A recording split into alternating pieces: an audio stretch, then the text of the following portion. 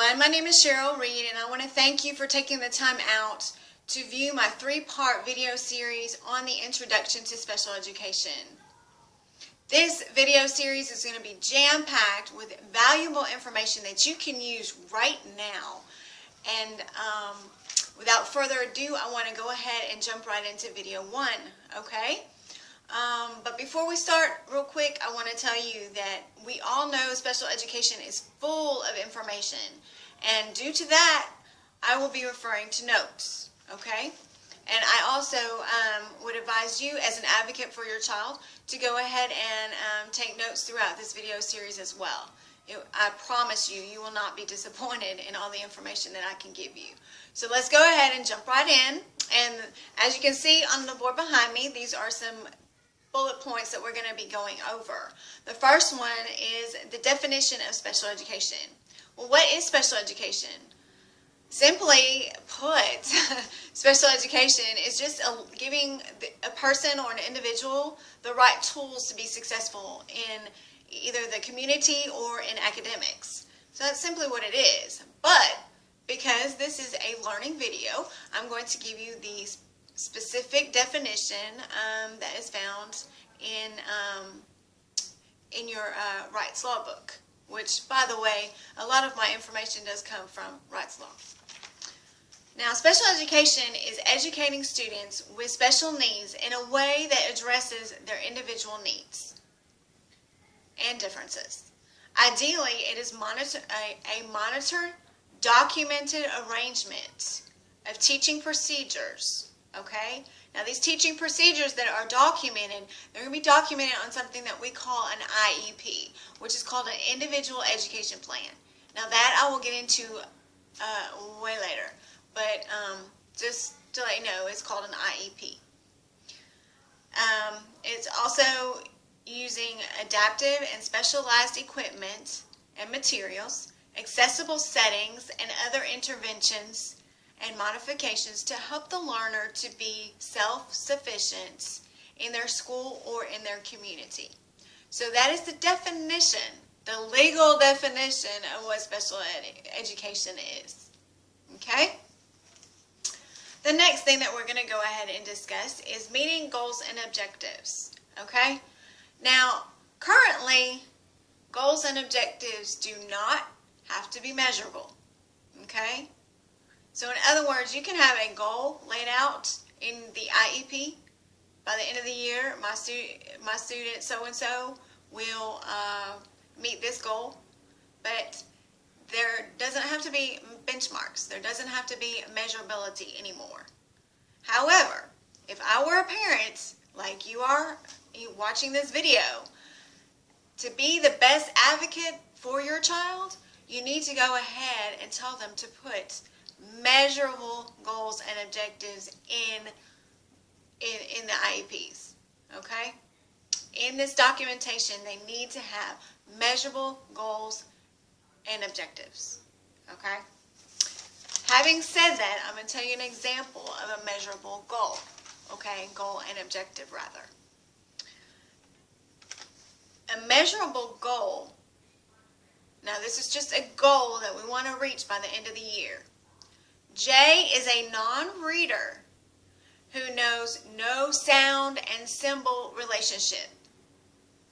In print, he recognizes his name and the brand names Coca-Cola and Nike. Alright, here's the deal. Me as a parent, my child's a non-reader. What does that mean? Now, I'm just saying, some of y'all, non-reader who knows no sound symbol relationship. Sound symbol relationship, what does that mean? Sound symbol relationship is simply letters is the symbol and sounds of those letters. So he does not understand that concept. Okay? Now, the goal for him for the whole year is to pass first grade material. Jay will read a passage orally, 110 to 130 words per minute, with only random errors. That's just a goal that they have set for the end of the year. That is the goal. However, to get to that goal, Just like you plan for anything, there's step by step, step by step, step by step. You can't just jump to that goal, right? You have to meet certain little goals in order to get to that big goal. So that's what I'm talking about. It needs to be measurable goals. Measurable, okay? So for objectives, measurable objectives to get to that goal, an example might be given vowel consonant digraphs and 5 common diphthongs, Jay will say correct sounds at 30 sounds per minute with no more than 2 errors. Alright, I'm a parent sitting in an IEP meeting. What is a diphthong? What is a digraph? Unless you're in the education field, you're not going to know that, right? So, here we go. You have to educate yourself. Okay? Get copies of these documents. Research what they are. If you have any questions, go back to the committee. Have another meeting. Okay? What is a diphthong? Well, a diphthong is a sound formed by the combination of 2 vowels that will make a single syllable. For example, in coin, O-I, O-I, 2 separate vowels, but they make 1 sound. That is a diphthong. Okay?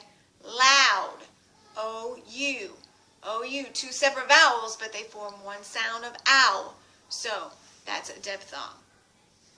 What is a digraph? A digraph is simply 2 letters that represent 1 sound, such as P-H, making the F sound. Okay? So that is one measurable objective. Okay? The next one. Given the 200 common sight words that are out there, Jay will read them aloud at 110 words per minute with random error. Okay? So that's another objective to get to the goal. But again, make sure that these are measurable and you can, step by step by step. Make little goals before you get to that big goal, right? Alright. The next thing I have on my chart here is specifically designed instruction. Specifically designed instruction. What is that all about? Specifically designed instruction, otherwise known as SDI. Okay, let's back up a little bit. We had IEP, which is Individualized Education Plan. Now we have SDI, which is Specifically Designed Instruction. Here we go with the acronyms. And I'm telling you, special education is alphabet soup, 100%. So, specifically designed instruction, by definition, refers to the teaching strategies and the methods used by teachers to instruct their students with learning disabilities. That's all that is. That's all that is. Okay? But in order to develop good strategies and teaching methods for children with learning disabilities, the parents must collaborate strongly with the teacher. Okay? Maybe something's working at home that the teacher doesn't know about that you can share with them. Maybe something's working at school that the parent hasn't even thought of at home. Maybe the student's bringing home homework, but they're not getting the grade at school, because at school they're getting high marks but not from the homework. And why?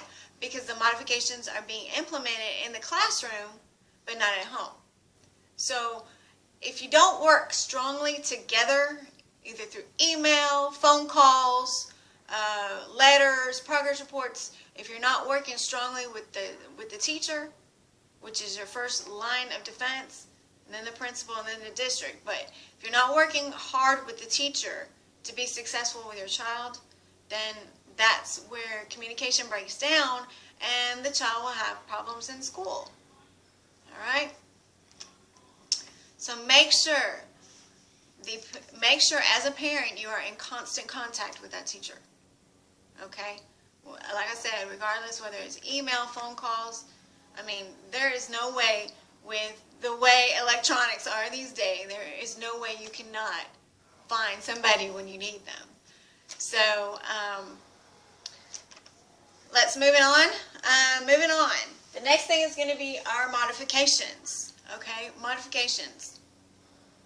Modifications, if you put it out long, is supplementary aids and services. Okay, well, what are these? There's many things that can be done and implemented in the classroom or outside the classroom to help an individual with disabilities. Many legal things. Okay? So simply put, supplementary aids and services are aids and services and other support services that are provided in regular education classes or other education-related settings and in extracurricular non-academic settings to enable your child with disabilities to be educated with their non-disabled peers. Now the whole goal is to use FAPE, right? Which is F-A-P-E. Again, another alphabet soup. FAPE, free appropriate education. The whole idea is to collaborate to put your child in collaboration with non-disabled peers. Okay? So that's the whole goal, is to be able to have your disabled child to be working alongside non-disabled children. Okay? That's the whole goal. So, in order to do that, many times you'll need supplementary aids and services. Okay? There is a whole list of them. And by the way, at the end of this video, down below, you'll see several downloads. I'm gonna send you a link, or you'll have it download for writing up-to-date goals and objectives, specific goals and objectives that you can measure. Okay, so you're gonna have a PDF downloadable for that, and you're also going to have a PDF download of services that can legally be available to your child or you as a student for that are legal services that you can get your hands on. So as far as examples of services and supplementary aids, what I can tell you is that there are many. Okay, you have environmental needs, you have staff support, you have child special equipment, you have presentation modifications, and testing modifications. Okay, so let's start off with your environmental needs. Legally, you can use preferential seating. Okay, you can have planned seating on the bus or at a auditorium. If things are going on in the auditorium, you can have planned seating. At lunch, in other locations, and you can have an altered physical room arrangement if you need to. If the teacher needs to, because your child is in a wheelchair, needs to go ahead and change the room setting a little bit, that's fine. Staff support. Staff support. In staff support, you can have stop-in support. These are people like physical therapists, speech therapists, you know, the list goes on. Reading specialists, the list goes on and on and on. Okay? But you can have stop-in support. You can have consultations. If you're watching this and you're a teacher, I personally can come in and be a consult and sit down and talk with you about different things you can do with different students. So people, a consultation, you can have a consultant come in and consult with you. You have stop-in support. You have classroom companions, which means a non-disabled peer paired up with a disabled peer. You have one-to-one assistance. You have behavior specialists coming in, healthcare assistants, instructional support assistants. There's many support systems out there. The next one is your child's special equipment. Does your child need special equipment? Does your child have special equipment that needs to be taken into consideration, such as a wheelchair, computer, software, a voice synthesizer, utensils, cups, and plates. Some people actually have the ones like little kids have, the suction cup, so that they don't move around. So do they have special needs for that? Restroom equipment. Is your child going to need specific restroom equipment when they go to the bathroom? Augmentative communication devices. Are they going to need that? Presentation. Taped lectures, sign language, primary language, meaning if your child speaks Spanish versus English and they're having a hard time learning because they're not flipped over to English just yet, and they need ESL support, English is second language, they need that. There's paired reading and writing. So paired reading and writing, again, you're pairing up a non-disabled with a disabled, and they're pairing up together for reading and writing.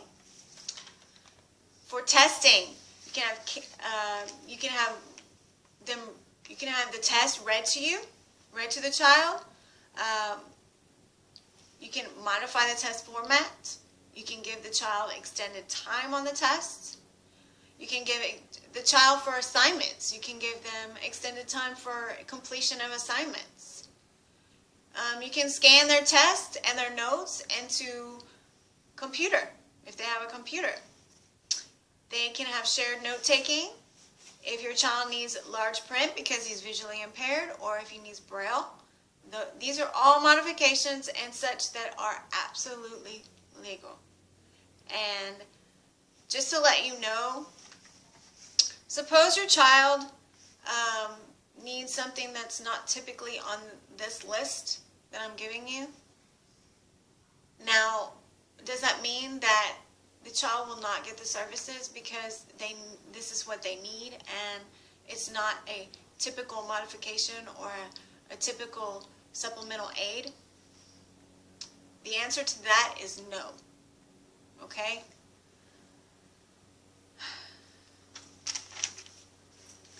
The public agency, wherever your child is going to school, the public agency is responsible for providing supplementary aids and services that the IEP deems is appropriate under FAPE. Again, free appropriate education. Let me tell you that again. The public agency, the school that they are going to, is responsible for providing the supplementary aids and services that the IEP team deems appropriate. All right? It needs to be documented, though, in the IEP. Everything your child needs to be in that IEP. Period. Now, this concludes my briefing on video 1. And if you have any questions or whatnot, please don't hesitate to contact me. My phone number, my email is also down below, as well as my contact information. I deemed all this information down below very important. So if all this has been helpful for you or not, please go ahead and leave information down below. Thank you for your time, and I am looking forward to talking to you on video number 2. Have a great day.